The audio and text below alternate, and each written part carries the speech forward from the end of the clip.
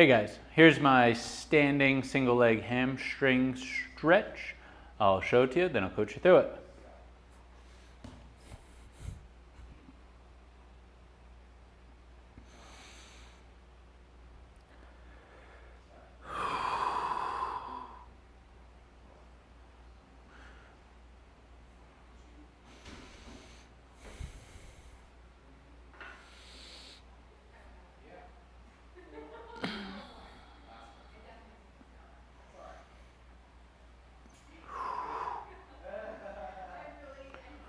All right, the standing hamstring stretch. This is a more complicated stretch than it looks.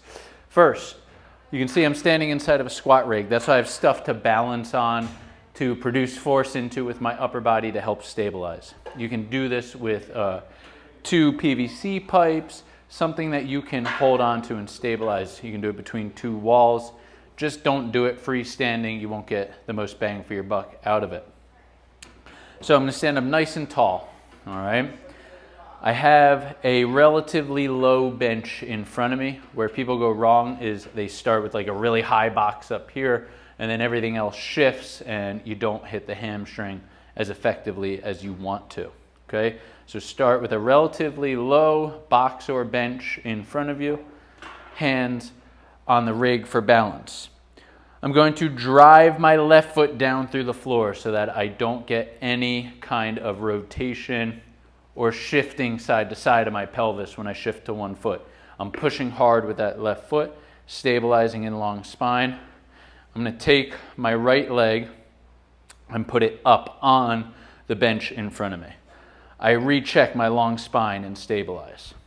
Now, in order to get the most out of my hamstring stretch, I'm going to start with a slight bend in my knee, and I'm going to take right where my hip flexor is, and I'm going to shove it backward. Not forward. I'm thinking of pulling my hip or my left butt cheek back to the wall behind me. That is going to lengthen the hamstring. All right, I'm still staying torso upright. I'm just pulling that hip back.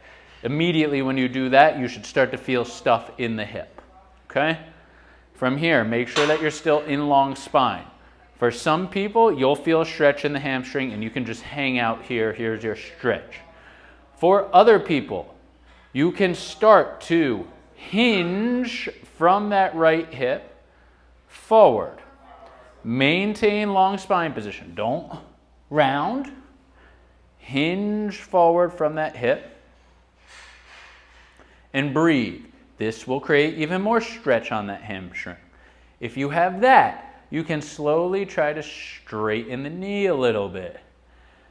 That will now create even more stretch on the hamstring. For some people, it relocates the stretch to the calf. That's not our goal with this. So if you feel that, keep that slight bend and keep thinking of pulling the hip backwards, keeping the heel glued to the bench.